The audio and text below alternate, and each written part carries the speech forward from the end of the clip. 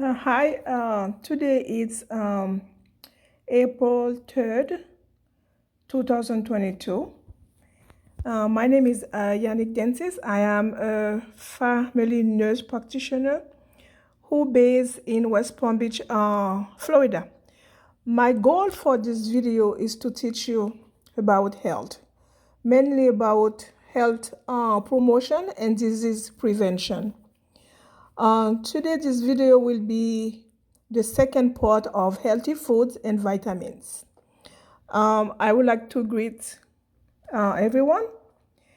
And before we start, I have a little book I'm reading, and it's Prayer on Fire, and it's spiritual. And before we start, let me read a passage. It's very comforting. It's page from the book is Prayer on Fire and page 81. So I'm reading it. Quote: "You have designed me to live a glorious life free from stress and worry. You want me to prosper and be in health, even as my soul prospers." So it's I think that passage is great, because even though we can see God wants us to live in health, so that's why I think health promotion and disease prevention is the mean to help you to stay healthy. I mean, the optimal health. Remember, no one has a perfect bill of health. So we are trying, we are trying to eat well, we're trying to sleep, we're trying to do good things, so in order for us to enjoy our health. Because if we don't have health, again, whatever, we cannot enjoy our life. So that's why we need to eat healthy. We need to rest, and really to minimize the stress in our life. So the video tonight we're going to continue is part 2 of the healthy food and vitamins. Tonight we're going to do, I'm going to teach you about vitamin C. I'm going to teach you, I'm going to give you some information about vitamin C, D, E, and K.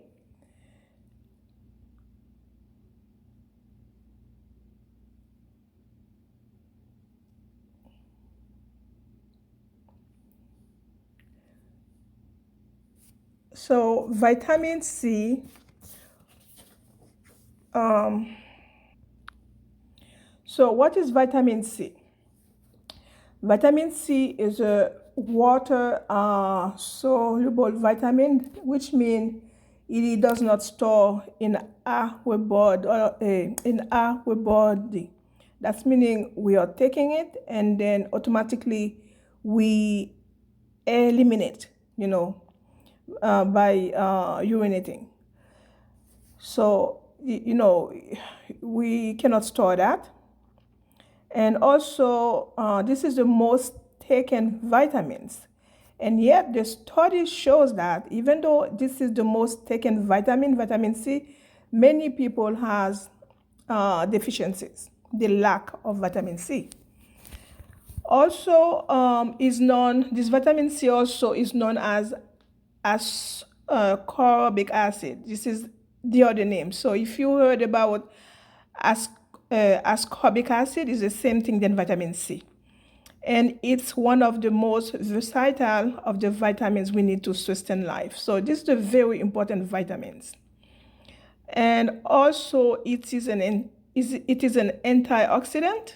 That's meaning it's very good for cancer, to prevent cancer. And it boosts your immune system, so help to fight infection, fight cancer, and again fight infection, because it boosts your immune system. So vitamin C It's healthy, it's good for healthy growth. It's good for your gum, for your teeth, uh, for your blood vessels, for healing, and he help you against the flu and cold. So that's why, in whenever it's winter time, um, we can see that we need more vitamin C. Is to help us to fight the flu and the cold. So if someone is deficient in vitamin C, that's going to lead to what? That's going to lead to scurvy, swollen gum. So you are going to have gum disease, bursting of blood capillaries. So sometimes you can see some bruises. People have some blue on under their skin is because their blood vessels they burst, they exploded. So that's caused by deficiency of vitamin C. What kind of food what kind of food who are rich in vitamin C? So guava is very rich in vitamin C, tomato, orange, lemon, grapes, and emblic. I don't even know what is that emblic, but it's one of kind of fruits. Now let's say about vitamin D. What is vitamin D? Vitamin D is fat soluble vitamin. So that's meaning you need fat to absorb the vitamin. So when I said a water soluble, that's meaning you need water to absorb it. If it's fat, that's meaning you need fat. So that's why, again, it's good you take your vitamins with food, with meals. So this way you don't have to, distinguish which one is water soluble, which one is fat. And little caution also, the vitamin who is fat soluble, such as ADEK, which is ADEK, those vitamins you have to be careful when you take them because they're more toxic. So vitamin D, what is it again? It's fat soluble vitamins. We found it in food, mostly in animal origin. Okay, and also it's also known as sunshine because the study shows that if you get 10 minutes from sunshine every day, you will get enough vitamin that you need. So that can be produced. So vitamin D can be produced in the skin from the sun.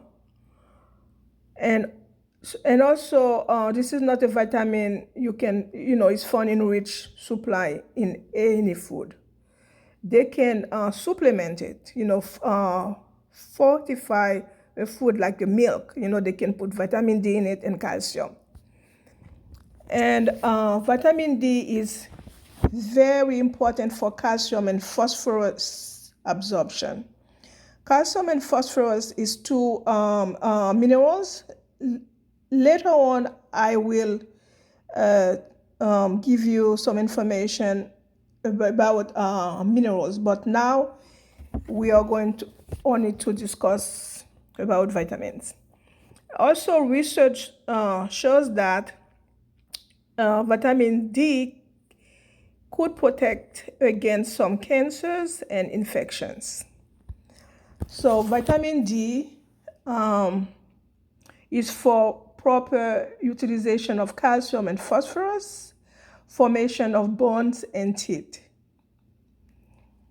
And that's why we always, if you buy milk or orange juice, you're going to see vitamin. They add it, they fortify those two things, milk and juice, especially orange juice. They always add vitamin D and calcium. because in order to absorb the vitamin D, you need the calcium, or vice versa. So what kind of food, what food can we find vitamin D? So eggs, cod liver oil, milk, fish, and sunlight. So the sun. So we can see mostly vitamin D, we mostly found it in an animal origin, right? So the food is eggs, cod liver oil, milk, fish, and of course, sun. So now let's go for vitamin E.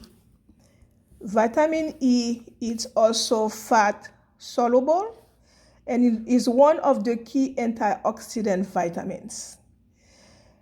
Vitamin E key function is what? It's an anticoagulation. So that's meaning it's prevent blood clots. So that's why when someone's their cholesterol is very high, they advise them to take vitamin E. So that's meaning is to thin their blood. And also they said vitamin E has a role in boosting your the immune system and protecting against cardiovascular disease. So now the role of vitamin E now is become more clear now. So now the research shows that vitamin E has an important role to boost your immune system and to protect you against heart disease. So that's what that means. So vitamin E is good for normal reproduction, and also, as I said, it's good as the key function is anticoagulation. If you are deficiency in vitamin E, that can lead you to sterility and muscular paralysis. So your muscle will be weak and paralyzed. And also I forgot also to go back to vitamin D.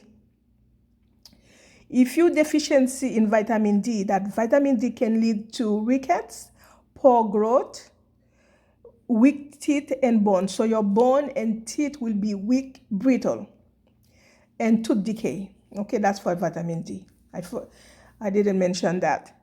So let's jump to vitamin E again. So the vitamin D deficiency, I'm going to repeat, can cause sterility. So that's meaning people who is young, who can have children, they might not be able to have children, and your muscle paralysis. And food rich in vitamin E are banana, green vegetables, soya beans, eggs, almond, wheat germ oil.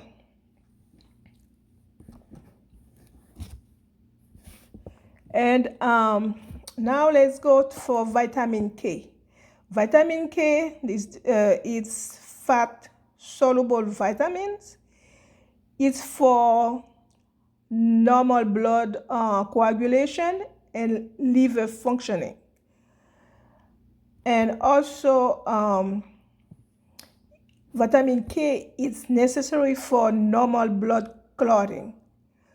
Often we use vitamin K to treat the toxic effect of anticoagulation like warfarin, which is the coumadin. So that medication, you found it often when people has a heart condition called atrial fibrillation. So we give that the warfarin, which is the same name for the coumadin, is to prevent clotting.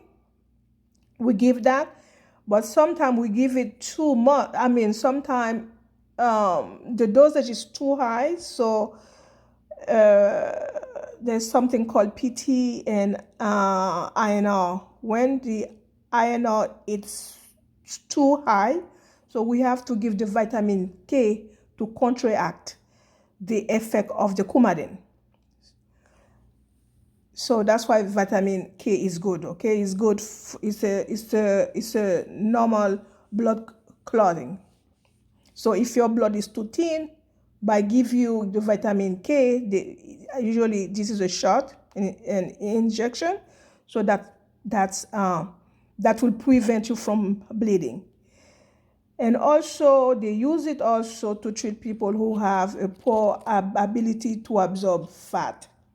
So again, vitamin K is for normal blood coagulation and liver functioning.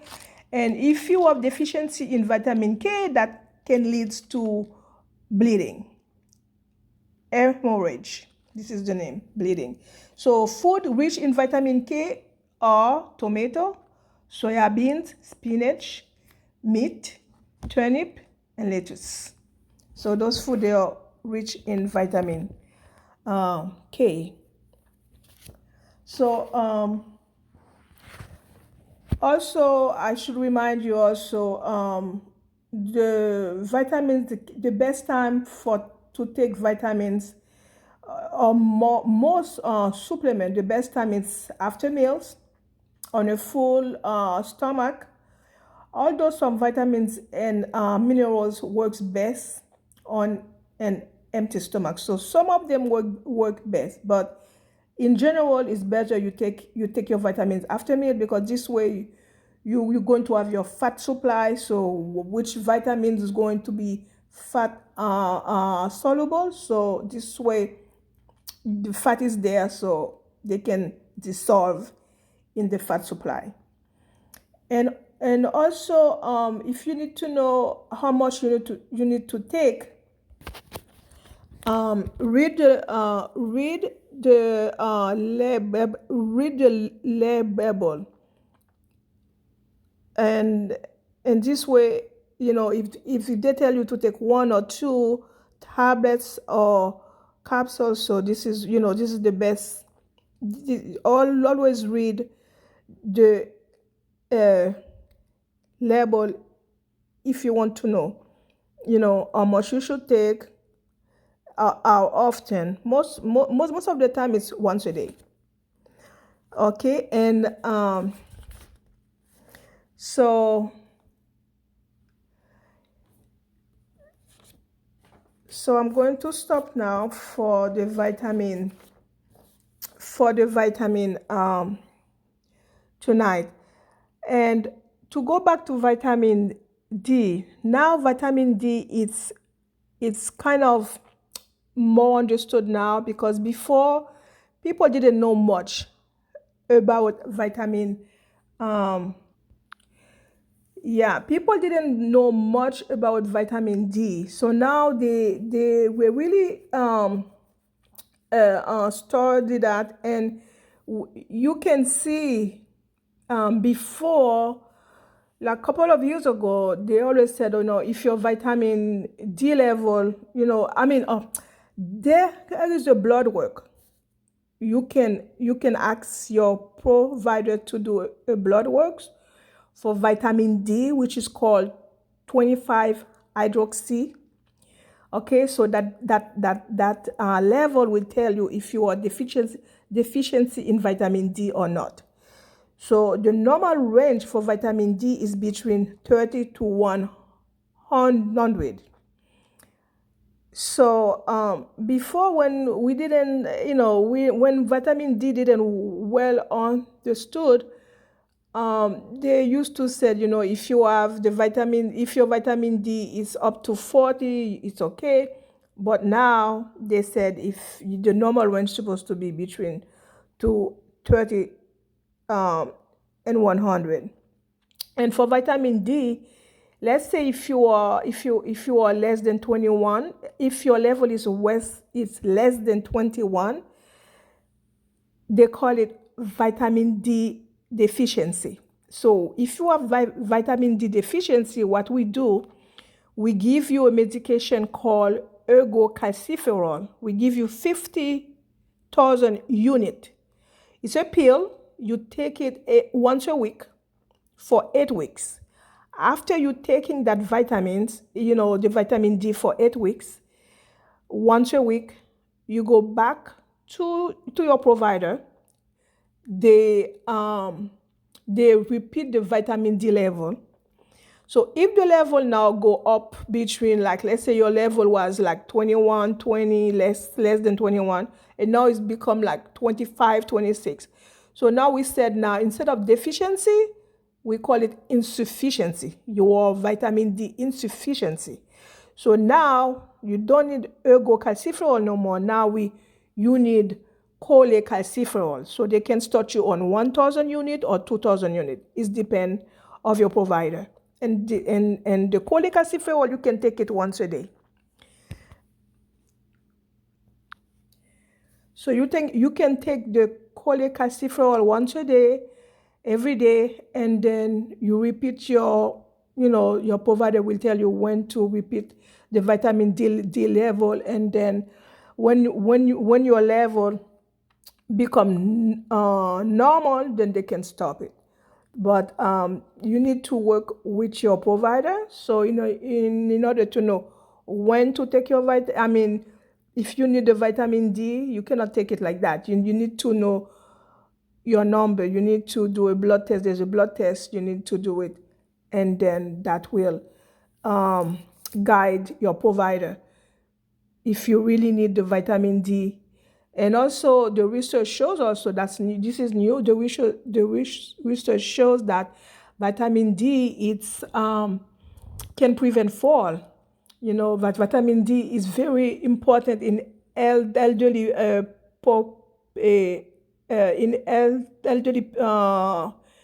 people. That's why it's primordial to really know the vitamin D level of elderly people. If they need supplements, so we supplement it, because vitamin D is helpful, for healthy bones, and at least if they fall, they won't have fractures. So vitamin D is a very important vitamin. So on that, I'm going to stop. So thank you for listening, and you can the poster, you can read the poster also, and don't forget to like and subscribe. So when you subscribe, whenever I will post a new video, you will be notified. So, and I wish you best of health. Bye bye.